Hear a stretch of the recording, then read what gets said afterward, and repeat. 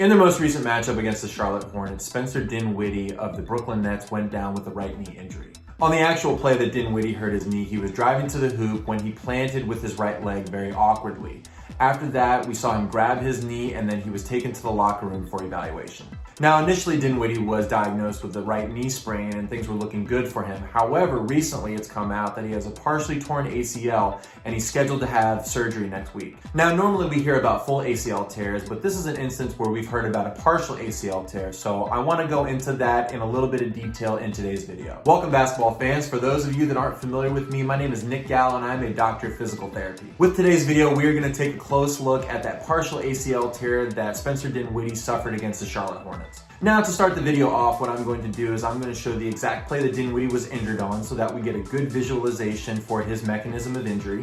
Then I want to go over the specific anatomical structures associated with a partial ACL tear. And finally, what we're going to look at is I want to explain the different grades of ACL injuries and what we can expect for Dinwiddie's return to the court. Now, if you like today's video and you find it informative, please hit that thumbs up and subscribe to the channel because I will be making more videos in the future regarding sports injuries, rehabilitation, and other physical therapy related content. Also, if you have any questions or comments, please leave that in the section below. Now to begin, let's take a look at the actual play that Dinwiddie was injured on. Here we see Dinwiddie drive to the basket where he plants awkwardly and then falls to the floor grabbing his right knee. He's able to walk off on his own power and he goes to the locker room to get evaluated. Here we can see slowed down and zoomed in where Dinwiddie is going to plant his right leg here where the knee is going to buckle slightly inwards, making him fall to the ground.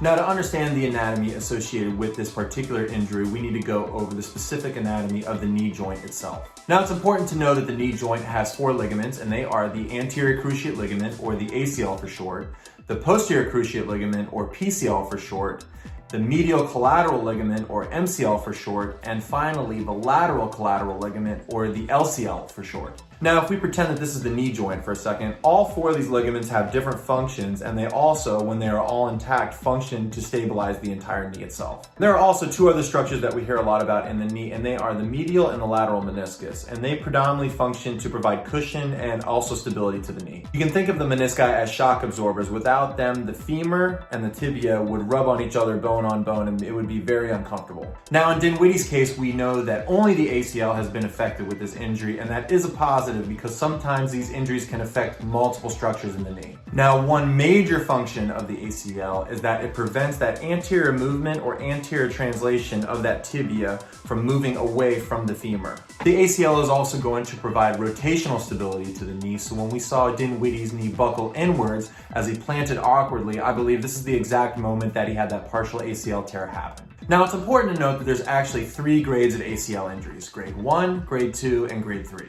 Now, in a grade 1 ACL injury, the ACL is mildly stretched, however, it's still playing a good role in providing stability for the knee joint. Grade 2 ACL injuries are actually more on the rare side, and this is when the ACL becomes stretched and partially torn. A grade 3 ACL injury is, of course, when the ACL is completely torn and it's no longer providing any stability to the knee joint.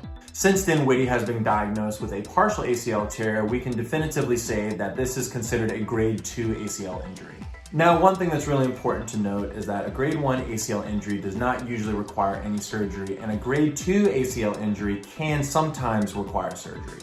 Now, if the knee is fairly stable, then non-surgical options are certainly considered. Now, if the knee is completely unstable or there is a lot of instability, then surgery is definitely indicated. One of the tests the physician is most likely going to do in this situation is known as the Lockman's test, and that is when they're going to hold the femur steady and pull on that tibia to see how far it's going to move forward. They will do this on the injured side and then do this on the non-injured side and compare the motion between the 2. Now, since we know that Dinwiddie will be having surgery on that right knee next week, it's very likely that he had a lot of instability in the knee during his examination, and the surgeon decided to go the surgical route. Now, typically, if somebody will have surgery on a partially torn ACL, what they're going to have is a full ACL reconstruction. They will do this with tissue found somewhere else on the person's body, or they will do it from a donor. At this time, we don't know what type of reconstruction Dinwiddie is going to have, but it is most likely he's going to have a full ACL reconstruction and unfortunately miss the rest of the NBA season. Now, after a full ACL reconstruction, what we can expect to see is that 6 months is typically that magic number when it comes to return to sport. 6 months is usually considered the absolute earliest to return to sport, so we'll have to monitor Dinwiddie's case to see what happens with him down the line. If any new developments or updates come out about this case, I will definitely update everybody. And that's it as of right now for Spencer Dinwiddie's ACL injury. Once again, if you really liked today's video, please subscribe to the channel because I will be making more videos in the future.